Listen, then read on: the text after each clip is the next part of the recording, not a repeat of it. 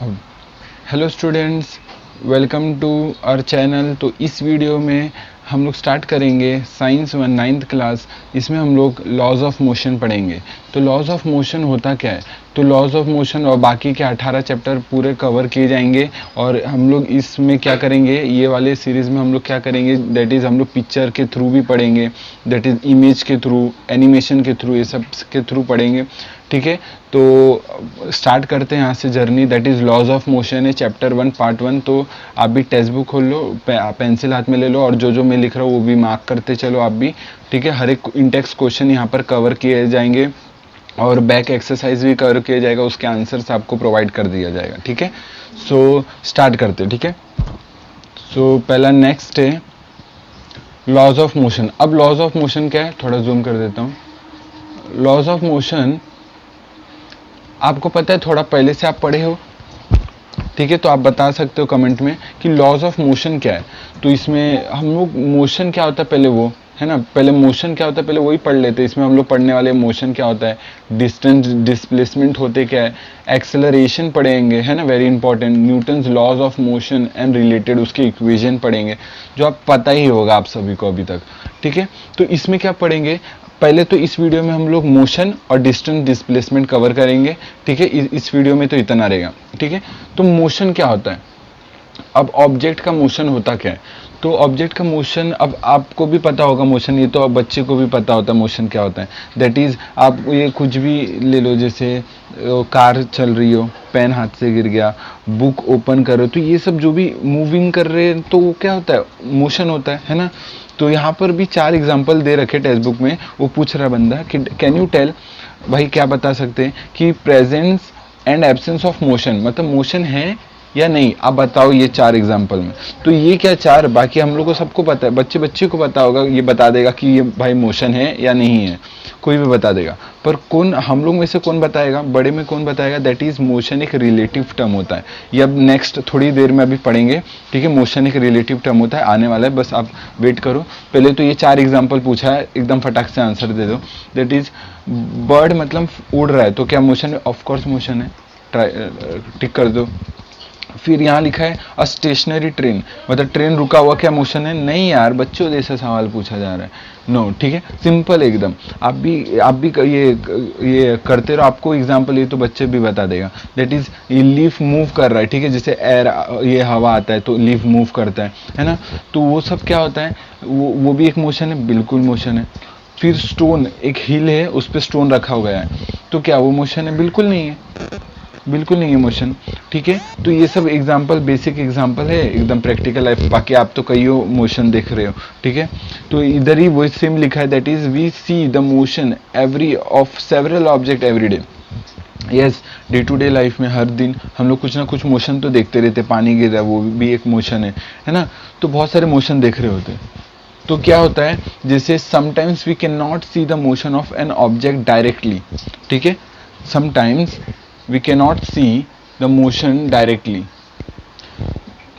तो मतलब इसका मतलब बोल क्या रहा है, जैसे इन केस ऑफ ब्रीज लिखा है, इन केस ऑफ ब्रीज। अब इसका मतलब क्या बता रहा है, ये टेक्स्ट बुक में क्या बता रहा है, दैट कि एयर मूव हो रहा है ना, फिर भी हम लोग को नहीं दिख रहा है, लेकिन वो मोशन में मूव हो रहा है, नहीं दिख रहा है, लेकिन फिर भी वो मोशन में, जैसे एयर हो गया एग्जांपल ऐसा। तो वही लिखा है breeze. Can you list other examples of motion besides those given here. तो बता सकते हो आप, कमेंट करना। ठीक है, कमेंट कर देना कौन कौन से और एग्जांपल्स हो सकते हैं, आप कमेंट कर देना। अब और क्या पूछा है, थिंक अबाउट इट। ठीक है, ठीक है, अभी तक कैसे समझ में आ रहा है बता देना। थिंक अबाउट इट, इसमें पूछा है you are travelling in a bus, इसका तो एग्जांपल्स के थ्रू बता दूंगा। Person sitting next to you in motion. अब इसका क्या है पूरा डिटेल, अब नेक्स्ट पेज पे पढ़ते हैं, एकदम प्रॉपरली एक्सप्लेनेशन करते क्या है, और उसका आंसर आप बताना। हाँ, तो आप भी बता सकोगे आंसर। ये समझो, ये कौन है, आप, यू, ये कौन है, दैट इज आपका फ्रेंड। तो पिछले वाले सवाल में, और ये कोई, इसको फिलहाल के लिए अभी रफ कर दो, और ये आपका कोई है मतलब कोई बंदा है। ठीक है, टॉम, कोई बंदा बाहर खड़ा है, और ये बस में हो आप और आपके फ्रेंड। तो पूछा गया क्वेश्चन में, आपको क्या लगता है कि आपका फ्रेंड मोशन में है बस के अंदर जो फ्रेंड बैठा है वो आप मोशन में है कि नहीं, तो ऑफ कोर्स नो, क्योंकि सेम इनर्शिया, बस इधर मूव हो रही है, हाँ समझ लो, इधर मूव हो रही है, तो आप जो आपका फ्रेंड है आपके सेम इनर्शियल मतलब सेम फ्रेम में ना, एक्सेलरेशन फ्रेम में, सेम फ्रेम में, तो आपको वो रेस्ट में लगेगा। लेकिन आप खिड़की के बाहर देखोगे तो ये आपको मूव करता हुआ दिखेगा, है ना, ये आपको मूव करता। और इससे जाके पूछो, एक बार आके इससे पूछो कि ये आप मोशन में हो, तो वो बोलेगा हाँ जी आप मोशन में हो, इसलिए क्योंकि ये फ्रेम आपका अलग अलग है। देखो एक तो बस है वो मूव कर रहा है, वो एक फ्रेम अलग है, और जो बाहर है वो अलग फ्रेम है। तो उससे पूछोगे, इससे ये टॉम से पूछोगे कि आप मोशन में हो, तो वो बोलेगा हाँ आप मोशन में हो, आपका ये आपका फ्रेंड भी मोशन में। पर आपसे पूछा जाएगा तो आप बोलोगे हाँ ये टॉम मोशन में, लेकिन मेरा फ्रेंड मोशन में नहीं है। इसका मतलब क्या है कि सेम ये फ्रेम में हो आप, ठीक है। तो वही पिछले वाले सवाल में पूछा है, तो इसका आंसर आ जाएगा नो, क्योंकि you are travelling in a bus, is the person sitting next to you in motion? बिल्कुल नहीं। आप खिड़की के बाहर देखोगे सारे ऑब्जेक्ट मूव करते हुए दिखेंगे, लेकिन आप अपने फ्रेंड्स को देखोगे घर बस के अंदर, तो आपको लगेगा कि नहीं वो मोशन में नहीं है। क्योंकि अब मोशन होता क्या है, मैं इधर कंसेप्ट ही बता देता हूँ, मोशन होता क्या है। मोशन है क्या, मोशन एक रिलेटिव टर्म है, ठीक है, रिलेटिव टर्म, एक रिलेटिव कॉन्सेप्ट है, टर्म, ठीक है। तो रिलेटिव का मतलब क्या है, जैसे कि मान लो जैसे मोशन एक रिलेटिव, रिलेटिव मतलब कोई एक ऑब्जेक्ट है समझो, हाँ आपके सामने, वो आपको लग रहा है कि वो मूव कर रहा है, पर किसी और के रिस्पेक्ट में वो शायद रेस्ट में हो, है ना। तो वही यहीं बताया, इसलिए वो रिलेटिव टर्म है कि कोई भी दुनिया का कोई भी ऑब्जेक्ट किसी के रिस्पेक्ट में रेस्ट में भी हो सकता है और किसी और के रिस्पेक्ट में वो मोशन में भी हो सकता है, ठीक है, ये इंपॉर्टेंट है।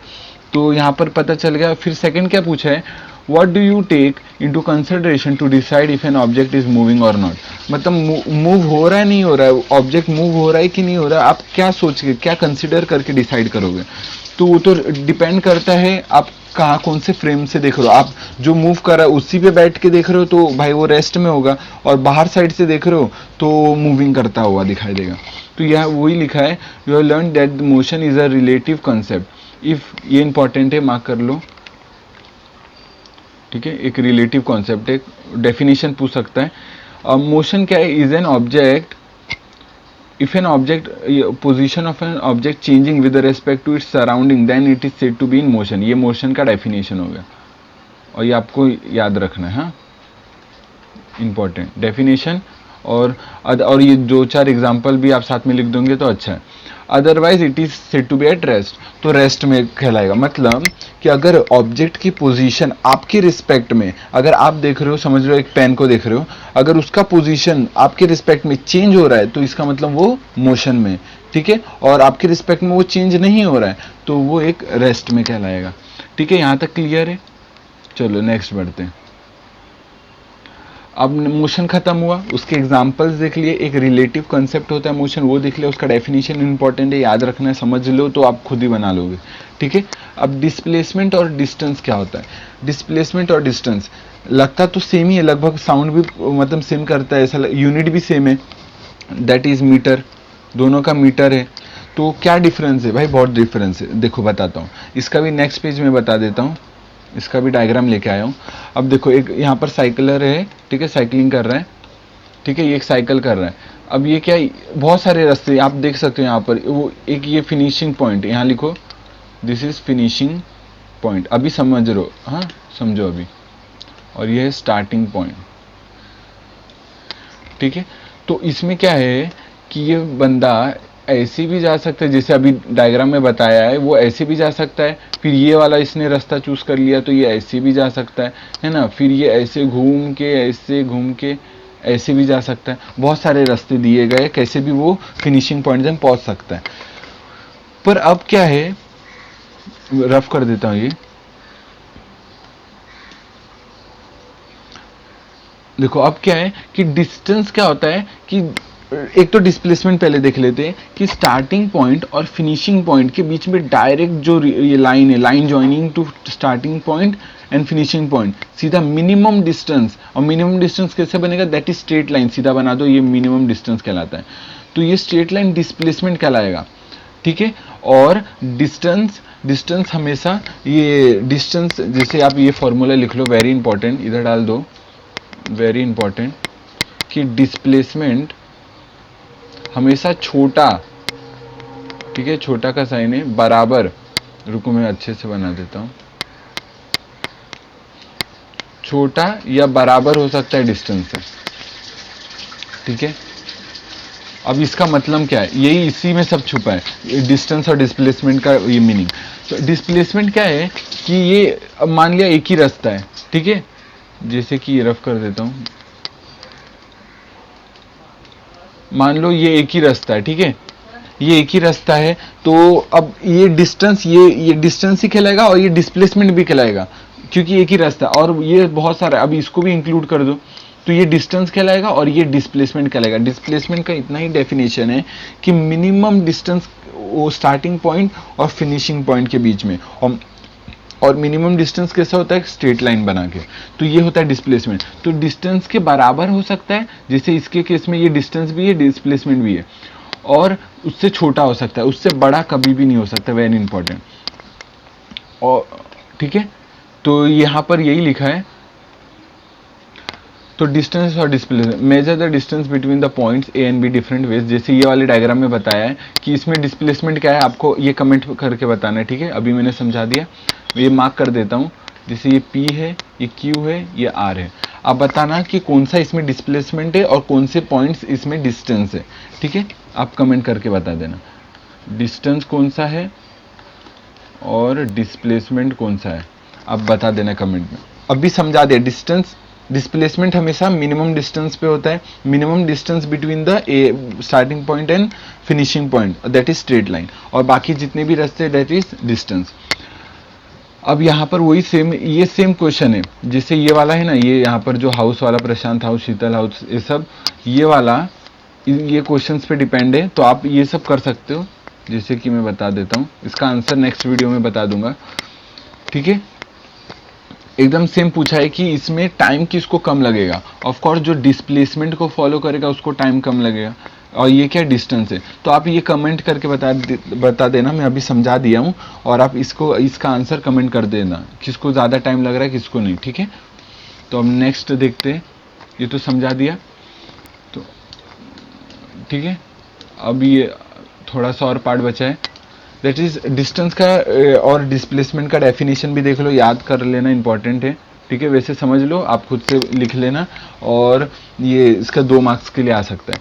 तो डिस्टेंस और इसके एग्जांपल्स आपको एक बना देना।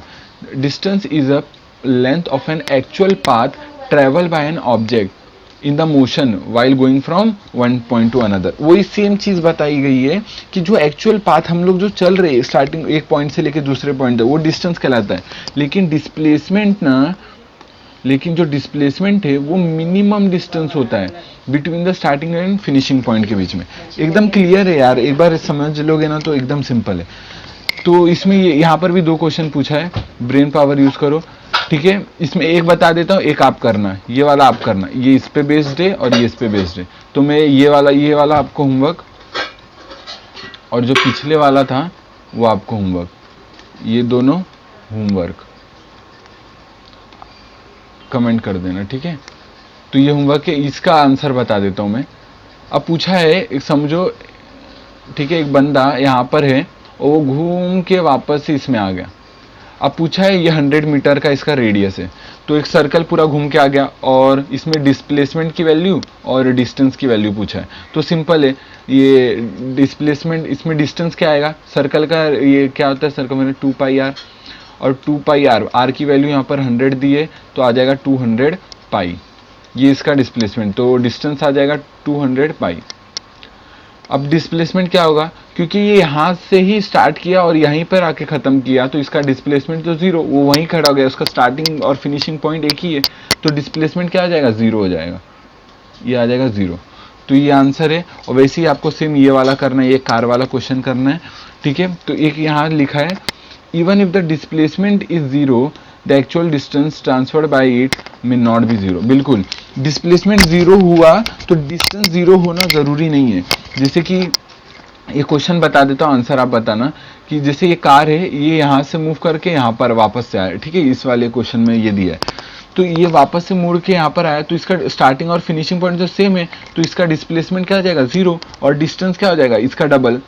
लो आंसर बता दिया, इसका डबल हो गया, ठीक है, वो डिस्टेंस हो जाएगा। तो इसमें डिस्प्लेसमेंट 0 और डिस्टेंस 0 नहीं हुआ, ठीक है, इतना ये डिफरेंस था। तो डिफरेंस समझ में आ गया। तो हम लोग ने इस वीडियो में हम लोग ने मोशन पढ़ा, मोशन का एग्जाम्पल पढ़ लिया, फिर डिस्टेंस डिस्प्लेसमेंट का डिफरेंस पढ़ लिया, फिर उसके एग्जाम्पल उसके क्वेश्चंस कर लिए, ठीक है। तो एक पता चला कि डिस्टेंस 0, अगर समझो ये बंदा चला ही नहीं, इधर ही रह गया, तो इसका डिस्टेंस भी 0 है, डिस्प्लेसमेंट भी 0। लेकिन ये ऐसा घूम के वापस से आया, तो इसका डिस्टेंस तो 0 नहीं है, लेकिन डिस्प्लेसमेंट जरूर 0 है ना। क्लियर हो गया। तो डिस्टेंस डिस्प्लेसमेंट डेफिनेशन हो गया और मोशन हो गया, उसके एग्जांपल हो गए। तो इस वीडियो में इतना ही रखते हैं। नेक्स्ट वीडियो में हम लोग स्पीड एंड वेलोसिटी पढ़ेंगे और बाकी के आगे चीज़ें देखेंगे। तो स्केलर क्या होता है, वेक्टर्स क्या होते हैं, सब अच्छे से पढ़ेंगे। हाँ, डिस्टेंस डिस्प्लेसमेंट कवर, ठीक है। तो समझा कि नहीं कमेंट में बता देना। तो thank you so much video देखने के लिए। टेक केयर, जय हिंद, जय भारत, बाय।